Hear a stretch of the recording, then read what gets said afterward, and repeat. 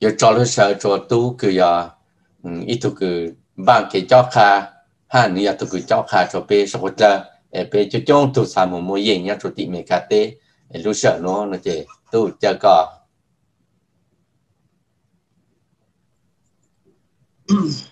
ok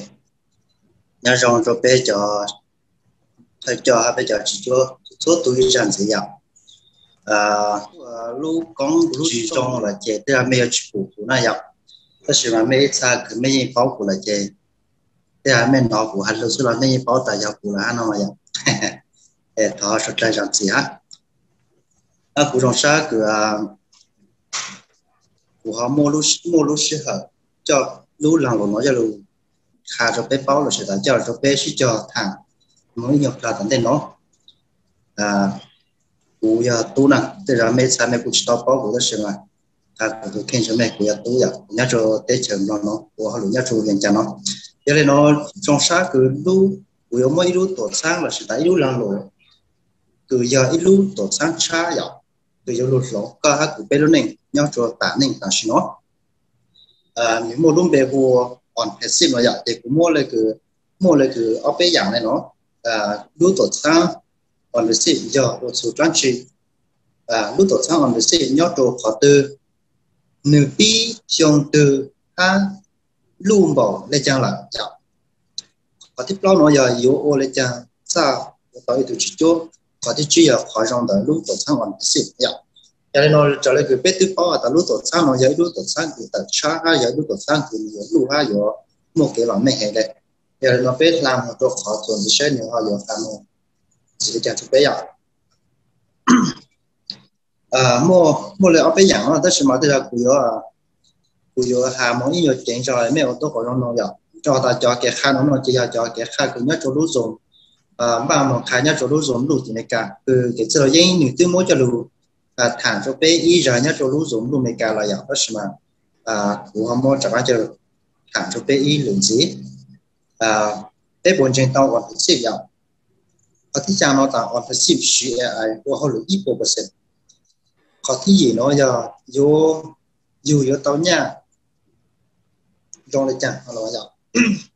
cóที่chỗ nó giờ dù cho tôi này có dù cho tôi này ship tất cả các đoàn mình đã được ra hay là chẳng giờ on passive nó có nó này để chẳng nhớ rồi giờ cái số nó giờ chỉ có nói giờ có thì có cái tí cứ là tổ chức on passive giờ trang trí giờ lúc tổ chức on passive nó giờ ít lúc tổ chức từ của một chỗ sáng internet là gì của hoa ta AI ha IT giờ AI nó chỉ là ý dạng cho những cái những họ lựa autonomous từ những mô lúc về hoa ta artificial intelligence IT nó chỉ là information technology giờ nó giờ ý dạng cho những cái dòng ha một cái mà mình xử lý cái là nó bé là tại cho sáng internet nó giờ lan truyền giờ nếu thông dòng có ý là cái Facebook, YouTube, Google anh muốn đó lúc tổ sang của giờ cho tổ sang internet cho nên nó bé hạt số nhớ cho sáng internet lại nó chỉ dòng lại cái tảng nó bé nhớ cho ít luôn đủ là gì bé nhớ cho ít họ tôi này là vì thế chẳng sao lên đó vì cho ta lúc sợ bé nhớ cho internet là nó chỉ bé cái sự cho dùng gì bé cái sự chỉ là dùng gì số dạng cái dùng gì đang cho bé giờ mất bị xử lý cái tảng nó bé sử dụng nó cho đồ xuất thẳng lên nó là tôi giờ bé sử internet tôi dạng cầu hát đó là giờ sử dụng internet nó chỉ bé những sự chỉ cho nó có chỉ của hai lô là cái chỉ nó giờ AI giờ ý dạng cho những là sự ý chí cái chân chế của nhau cho sang internet nếu họ lựa autonomous cho con nếu chỉ có lúc sử dụng họ lựa cho nên tất nhiên mà họ lựa cho con AI thì họ lựa cho nên đó có IT đấy IT nên giờ nó chỉ dọc IT nó chỉ như của họ là information technology nó chỉ như do ý dạng đó tạo là sự khởi chế ý dạng nó chỉ cứ giờ dạng cứ như dạng đó dạng nói gọi là tê dạng không cứ chuyển tên cứ nhớ cho sang internet này cứ nơi khởi ra nhớ cho các sản phẩm để có một chơi để có những các phụ sức nhỏ rồi lấy cứ một vị trí lấy cứ ta nó lấy cứ bên một vị trí ta bên Facebook bên một chọn luôn rồi đến đấy là ý xong nên mà lên chẳng chịu cái đại lô họ cho các khá đó cho các là các đại lô họ nhau chủ tàu ý xong là đó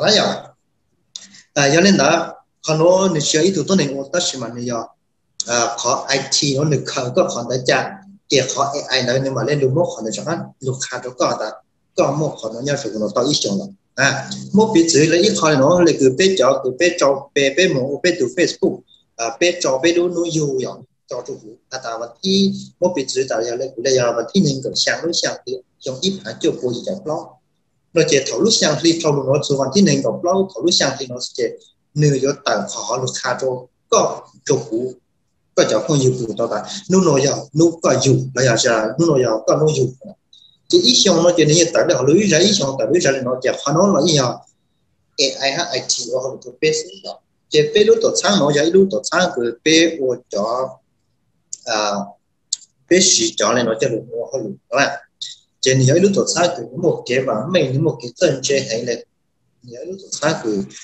trình tạo cho cha tạo sự nó sẽ hiện chỉ tóm một ít dùng những dạng là cái tệp lan chỉ có dùng những dạng là gọi là cái tệp ban mát ban đồng của nên nhiều hộp bí rồi thời sự chỉ tóm một ít tuần cho ít tuần lan chỉ dùng một chữ dùng một trò cũng tổ chức nó cho một lên nó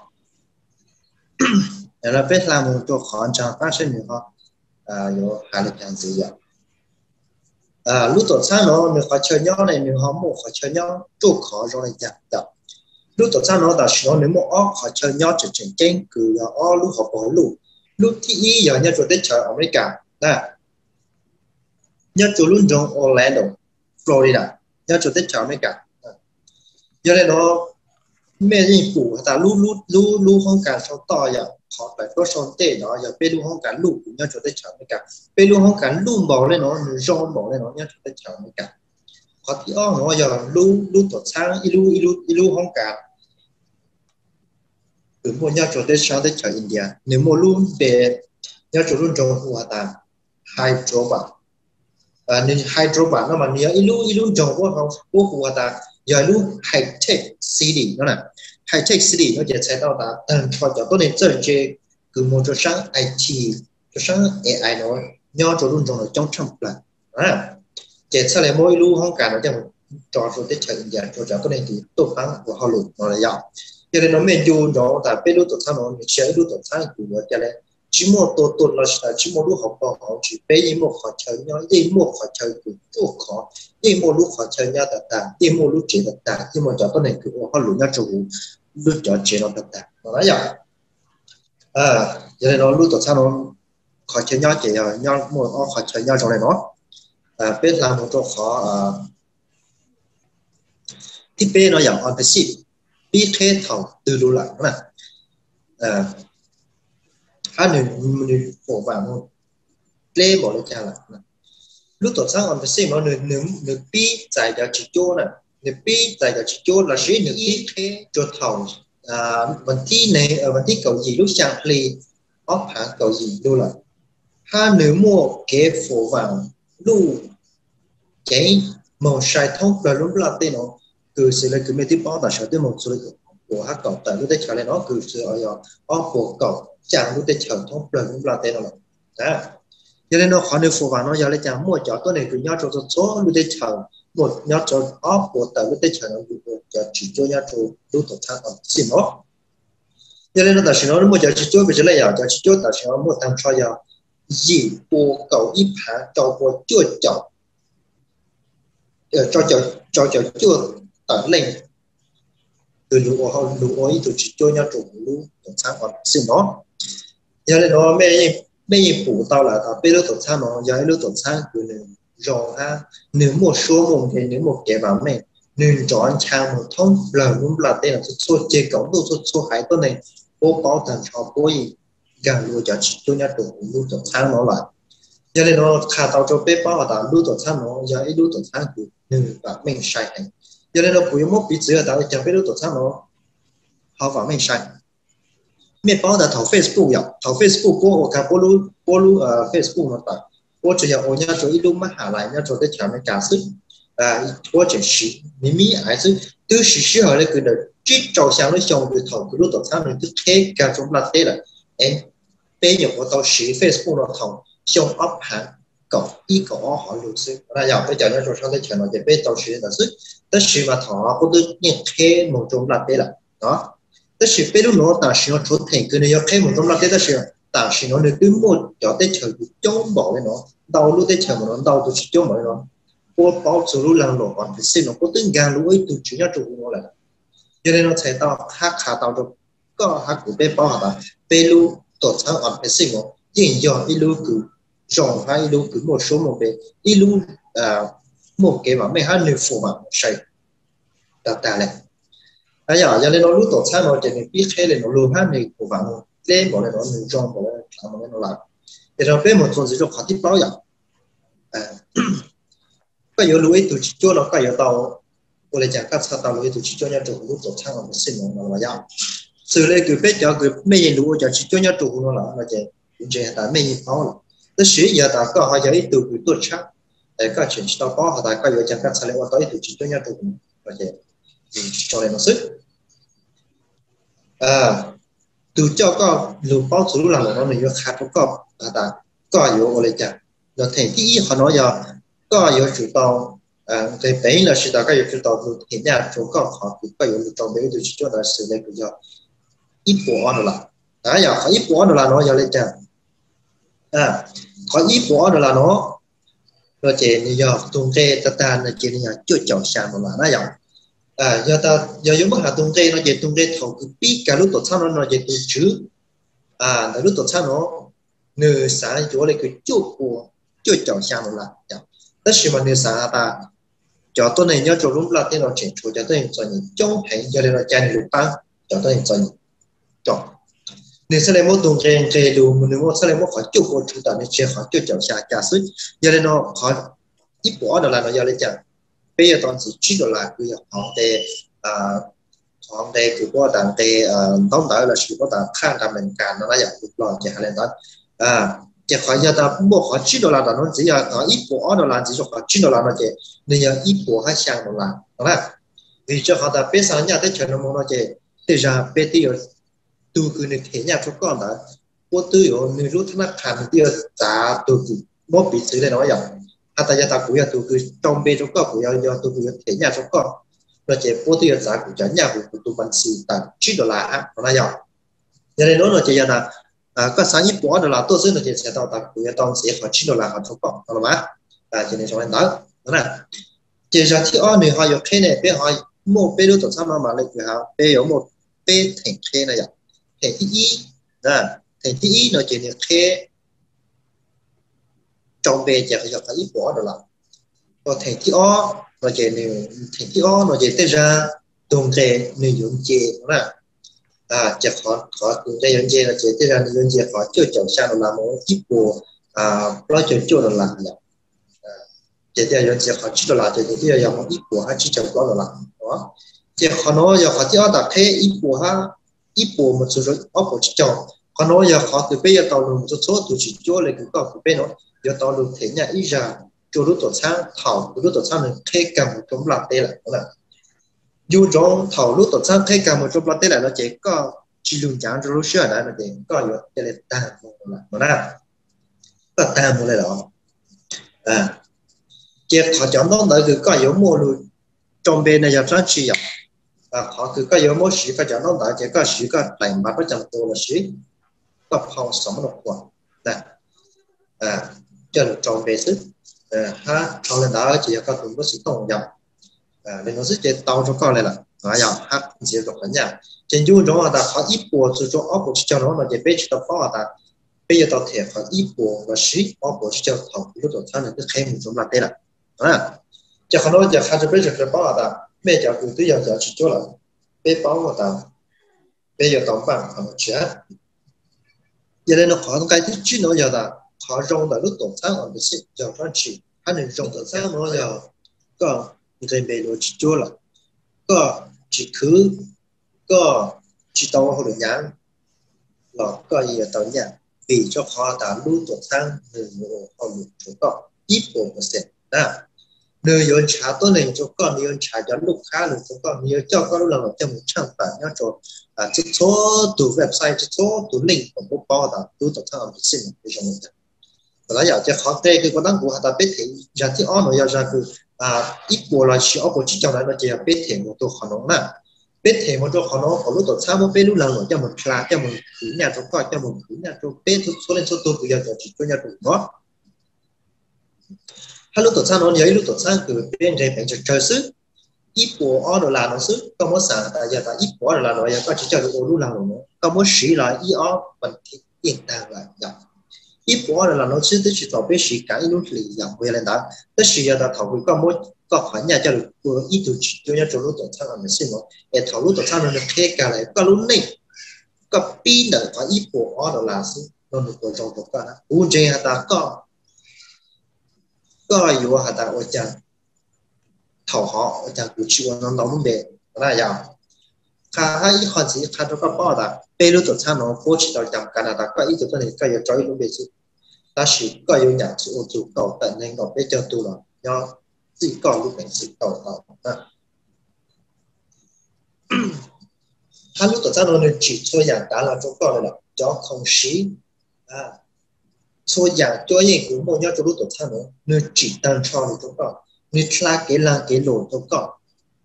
你做嗰兩路冇卡咗乜啲包，卡咗嗰啲包，嗰輪卡路時，嗰日炒路嗰就路卡，嘅佢有佢nhà嚟就嘅做khó là lúc tổ餐là lúc tổ餐nó tăng cho cái con, rồi giờ các tàu xa lối từ chữ nhau cho lúc tổ餐nó mua sao, chỉ các tàu xôi giả nhau cho hủ con lúc làm lộ lúc tổ chức ở cái gì mà cái này cái nhu đó có lúc website họ có thể nhận tăng cho vậy cái tao có lúc website của giờ có lúc làm mà và chỉ cho khổng thầu cứ nói là chỉ cho khổng chỉ bây giờ sang tăng cho khổng thầu lúc làm lộ check là chúng ta thấy là và chỉ cho khổng cứ một số dạng nhá cho lúc tổ chức là bây giờ một cho tăng cho có lúc website cái yếu sử dụng tiền là có sử dụng tăng cho này đấy giờ chỉ khó trong là lúc tổ chức nó chỉ nên trong mọi người nên trong ít dạng gọi là từ ilu bằng lệ cứ ilu hu chủ lệ cứ chủ lệ là những lưu chỉ tới tụ này có một lão ít thông luôn là lão ta chỉ có một sai mình thông lệ cho anh là cũng chỉ khử hết dòng giờ này nó bên lúc tổ sáng on bên xin nó giờ ít lúc tổ sáng rồi trong cái dạng gọi là tới cứ những chỉ tới của này chỉ tới đạt của con giờ ta lúc nó có cháu sáng cả lối tổ chỉ cho nhau rồi ta có giờ ít từ cứ có tàu tôi có một trong cần mà giờ chỉ trong trang này cứ lại bố cho là bê hu nhà bê hu cu là chỉ trong trang này đó là giờ là bê một lần nó khó còn gì vậy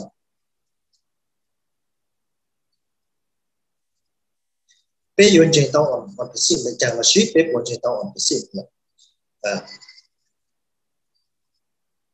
mua lúc học bao mua lúa họ bao chơi nhau cứ mua lúa chơi nhau là chỉ là mua lúa không cả nhau mua họ chơi nhau tốt khó bây giờ cho đến chơi nó thì bây giờ một chỉ số lúa không cả tất sĩ xử lý cái sự chỉ cả rồi một chỗ cái số cái số là mỗi giờ cái tăng tốc thật sự cho của nhau cho đến chơi mấy cả chỉ là có sao một sai lúa không cả nó thật từ là có gì một số có gì một tàu này là của nhau cho đến chơi mấy cả nhau lấy cái xử lý cái vấn đề đó mấy ít sao mấy phụ là thầu cái sự chỉ có từ một chỗ nhau trốn ra ở tụi mình cho ra cái sự đó có ra ở tụi mình chỉ cái ít tụi thời cho bây giờ tụi thời cho nhau chủ của tổ chức ở tụi tao muốn cho mình tao muốn cho mình shit thằng thì chết thì một tôi sẽ là khó nói với khó khăn tao tụi bé của con tôi sao đó lúc tổ chức nó gì một ta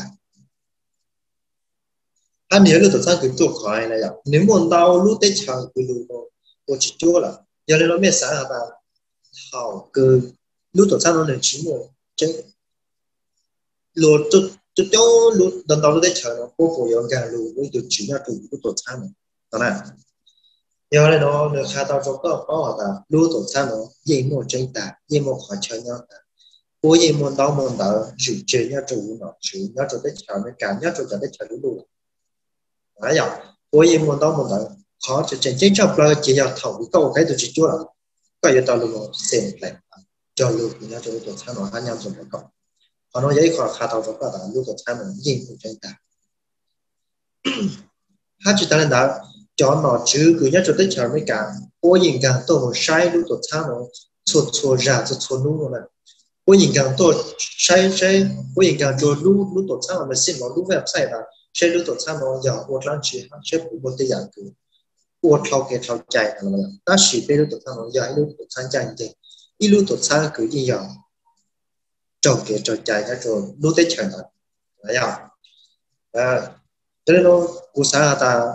có bộ dạng trình tao lú tổ sang này cú trình ta có gì một hoàn trình tao lú tổ sang nó một cú là cú yên chạy tao lú tổ sang nó như một ít bộ sẽ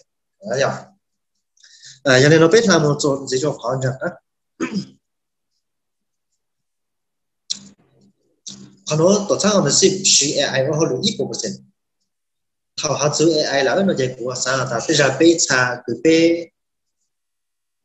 chỉ tao bảo chú phải AI à hạt chữ nó đã chạy bây cũng chỉ là bây giờ số tụ bây nhiêu bao bây một bây tụ cái chân chơi nhau rồi được có thể但是giờ hạt chữ AI là nó chạy bây giờ bây xa cứ bây tao sử dụng là chỉ bây tao là sát dụng được thì có nhiều chuyện là sát dụng但是AI nó chạy lấy cái học tăng của thứ hai giờ là AI nó giờ ý dạng cho những của nhau trộn trắng là cái những họ lựa automatic đó nè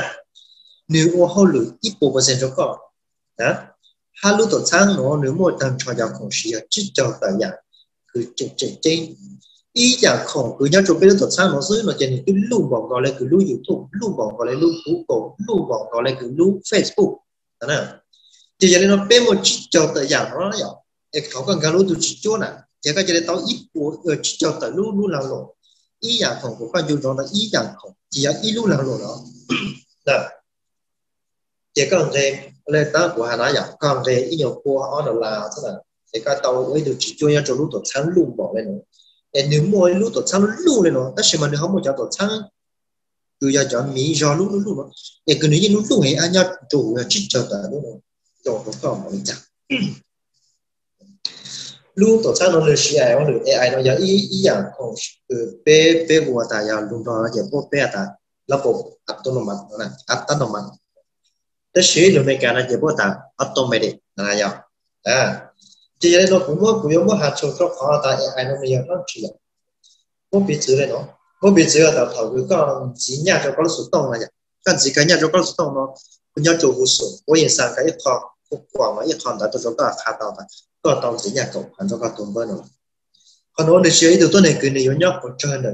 lúc trong ấy sai của nó các tuần bên số tông ta chỉ mà có sĩ AI lúc họ luyện thế này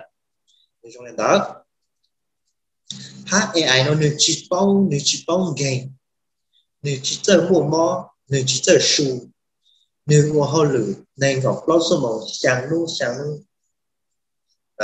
ít xong bây giờ ít bộ cho dầu ít bộ cho dầu chuyên giờ này nó lúc AI nó nữa họ lựa chọn bỏ lên nó cho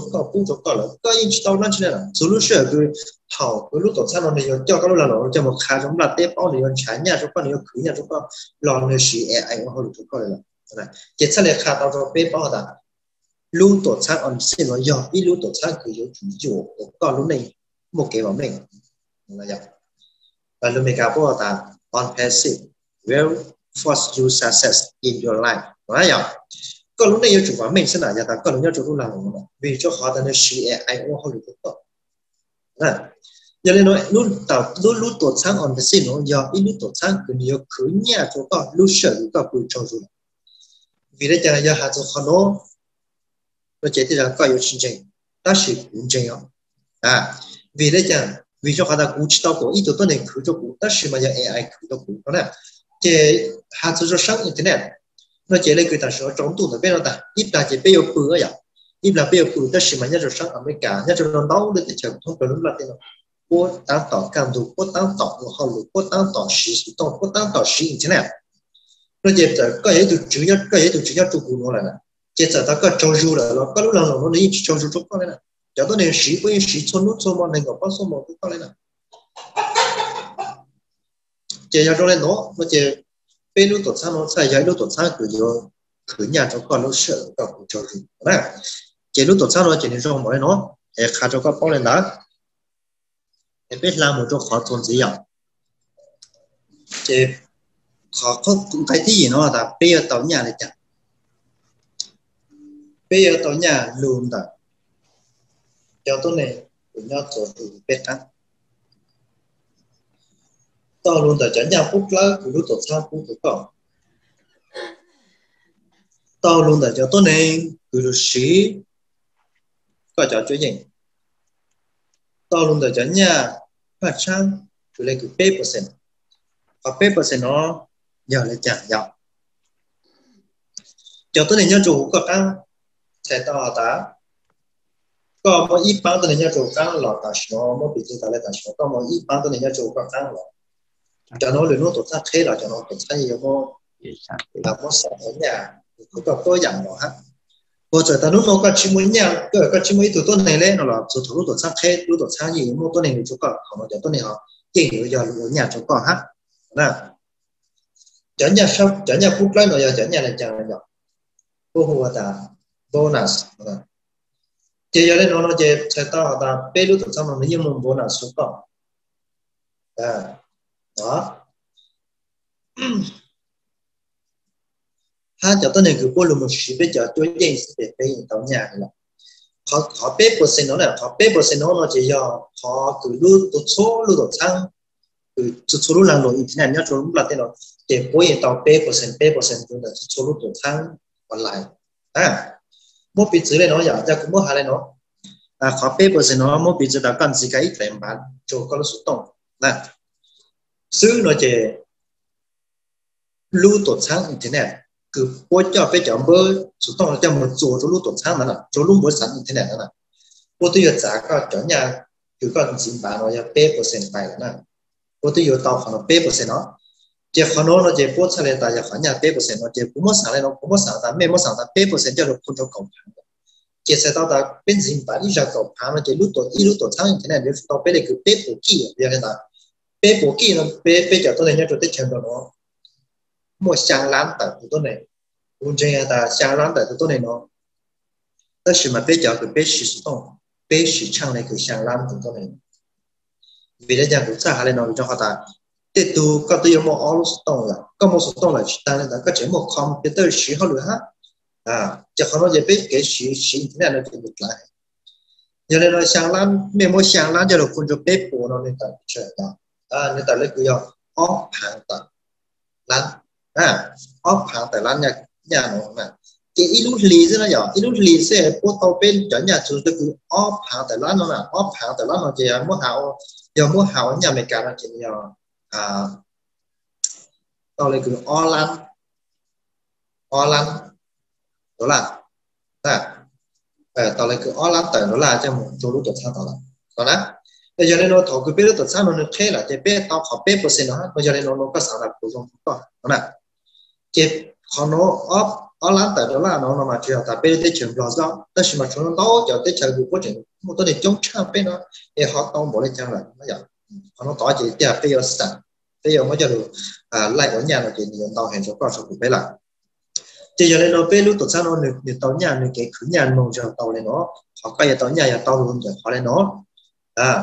hát chỉ ta là lúc tổ sang nó thầu cứ nếu mua họ cứ nếu trả chọn cái nhà cứ tên nhà cứ nếu xí cho chủ lúc tổ sang mà tận tăng là cho một xí cho tăng là sành đấy cha nhưng tiêu sĩ nó có cho được phải rồi bé cứ xây lên cứ ở chợ nhà sắp lại sau nè chợ nhà phúc đó là sự tại chợ nhà sắp lại sau nè chỉ họ nói về cho lại cứ tăng lưu chỉ biết cả lưu về giờ biết cho một sẽ là chợ nhà cầm lại lưu tổ sang cứ tạo số lúc lịch nhiều cho được phải cho con tôi biết cho chỉ cho số lên số tụ cho số lúc lịch dạng nhớ tại sao lúc lịch nó tàu chơi thì biết tàu cho lại còn tới chỉ ta lên đó là đây chỉ một năm đọc số học kể bây giờ tàu nhà giờ cũng mất biết gì khó này nó mấy bữa sáng tạo cho cô cháu ở YouTube nó chiều cô tàu nhà nè tất nhiên mấy sáng tạo cho YouTube thay cho tiền tàu cho nhà cho cô là cũng mất biết gì nó hả ta cho cái tàu số này cái bao nhiêu cháu hàng là cho sau cô cháu YouTube nhà và cũng mua cái nó ít hàng là sức và cô cháu cái tàu này cái ở bên bộ theo sẽ là muốn gì mà số này cái ít hàng là bây giờ nó thông luôn là tên nó vậy thông luôn là tên này mua lại cái mua bị gì cũng mua ô nhiễm bây giờ là mua lại cái Iran tụi tôi này cái cô YouTube giống nhau ít hàng đô la thế nào vậy Iran tụi tôi này nó nên tại là cái bây giờ ít hàng lắm đô la chỉ sẽ tao họ ta ít hàng lắm mà chỉ là ít tứ nó chỉ luôn rồi chỉ có thể ít tứ là vậy nhưng hàng lắm chỉ ít tứ bây giờ America nó chỉ là ít điều liền bây giờ nó lúc YouTube nó là bé một sai có cho YouTube bé một sai có cho luôn cho bé một nông có thể sai thế có thể một vị nhau trong YouTube thế lúc tổ sao tao nhận tao một lá cho được hệ cho tôi này cứ có YouTube nữa nha có cho YouTube có thể cho chỉ cho để cũng cả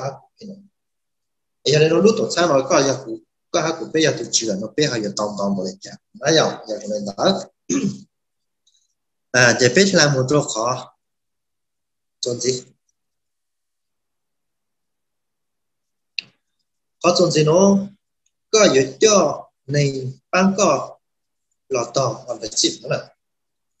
có giờ cho ý cho tôi này được bán có là chỉ có giờ cho nên nhớ tàu lúc tổ sao phải ship xứ nữa là mà có cho tôi này luôn rồi cứ có chỉ chọn vì thế chẳng sao lên đó có cho tôi này luôn rồi chỉ thảo lúc tổ sao nó thế cả một trong lần thế chỉ lúc tổ sao sáng tôi này luôn số qua chỉ có cho tôi này tôi chống trang này cứ có nhớ lên là vậy đó nó có chính trái tôi này là một bị chỉ lên ta nó giờ ta có chính trái lên đó là quan trọng của một cấu lên nhá chủ là nè cũng một cấu lên không ý lên dưới thảo lúc tổ sao mua tôi này luôn chỗ cộng anh cơ là chả ý liệu là in gì được có lúc đó tham mua là cái bếp ló lên bếp ló tụi tôi này chụp có sức đó là mà cũng cổng lên cứ nhau chụp cũng cái nào cô tôi tối lên nó bếp ló lên nè bây giờ nó có sáng tạo này bố sĩ giật lên đi sĩ giật lên cần rồi có tàu bếp ló lên dưới đó mà cô tôi tàu bếp ló chụp này lúc học ha sai không có rồi đó biết kể cho tôi này thì rồi nó giàu hát chỉ tăng lên đó lúc tổ sang nó nửa một tuần này được cho có, kết quả hai cho có ta có nhau chỉ xong là ta lấy cái ít xong cho sau, ít xong cho chỉ xong cho cái có lúc này thì lo là, cái này nó lo là, một biệt gì đấy nó là ta có một yếu không là, có một yếu ít chế có rồi nào có to có hai cái tung chế nó có cái thế nhà chụp là rất là vậy, vấn đề là mẹ bé cho tụi nhau chụp nó bé khơi một yếu không là, bây giờ tôi cứ nói là chẳng còn là cái sáng tạo cái là,但是嘛，cái gì muốn nên注重这个，注重好个嘢多嘛，干嘛来讲有事，那亚洲人打一查么就注重这，不都这个注重好个有了，但是嘛，个都真喜欢，也好了，也别人能做好了，也别有哪样了，头路都差了，可以干中了，这个到nhà到那个好个，啥来到nhà那个好，路都差有么做过了，文这样的，这。không cứ nhớ cho tao tết là bé chỉต้องการnhững một to của ta mẹ con trai mình chỉ cho chơi nên nó lên của hà ca thì chỉ biết thế là thế nào cái yếu lúc chơi rồi chẳng cái yếu lúc ăn lúc chơi rồi chẳng là có một tao là thế nào giờ chơi cái nào số ý trong tại ý dạng chat tôi lúc cái chỗ này cái bao chỉ cho chồng anh là chỗ ít bộ ốp bộ anh là thế nào anh chỉ có bộ đồ lúc thế hai mà vậy cái nhà nó từ giờ cái chơi một chơi thế nhà bố chạy đồ lên là sao lúc này nếu cho lên nó em có hát của bé lúc này giờ bé nhau trộn khó lên nó chơi bé nhà họ mình chia tới mình chụp bé lên cho lên đó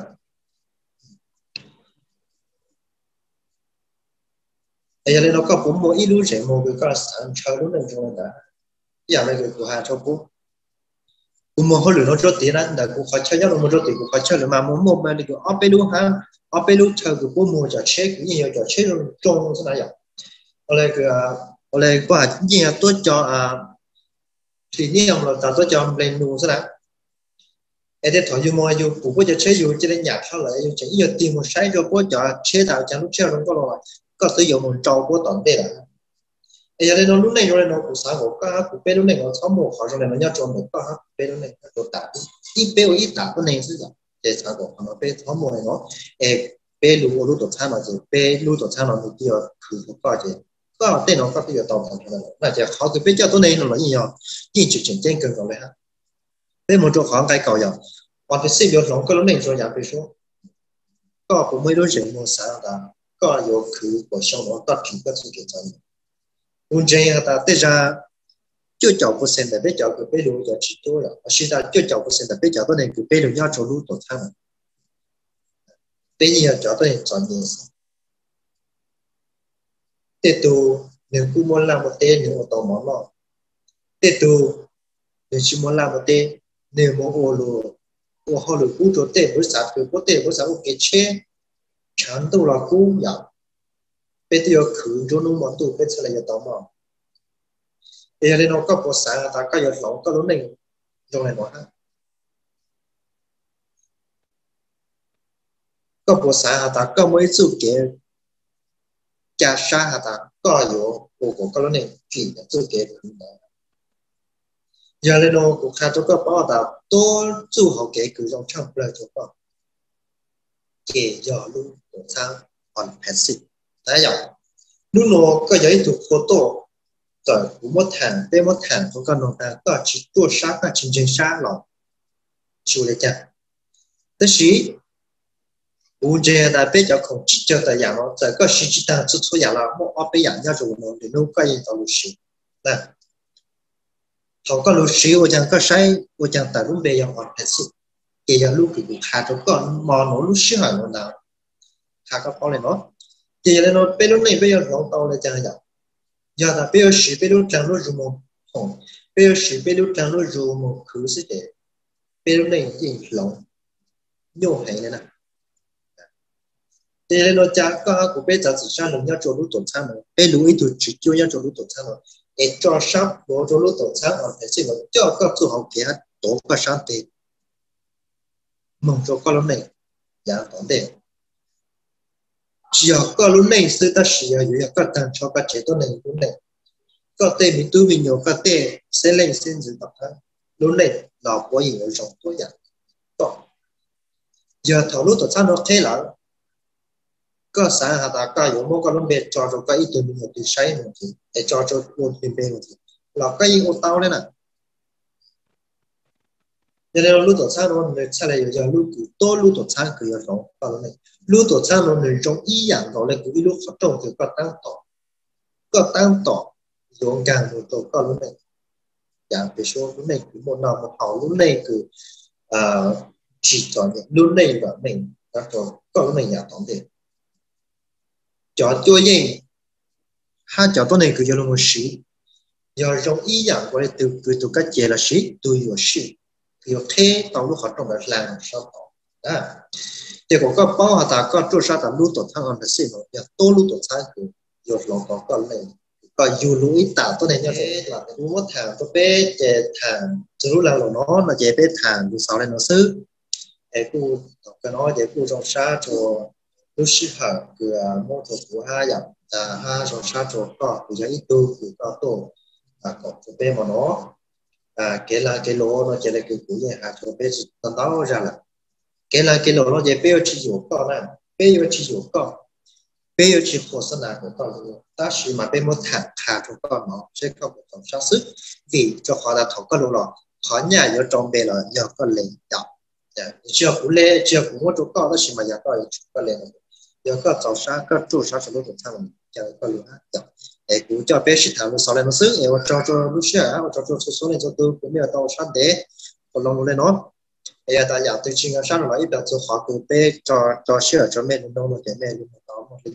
để cho một chỗ cứ đến bây giờ luôn cho mẹ để cho nó sửa cho nó rồi thì chọn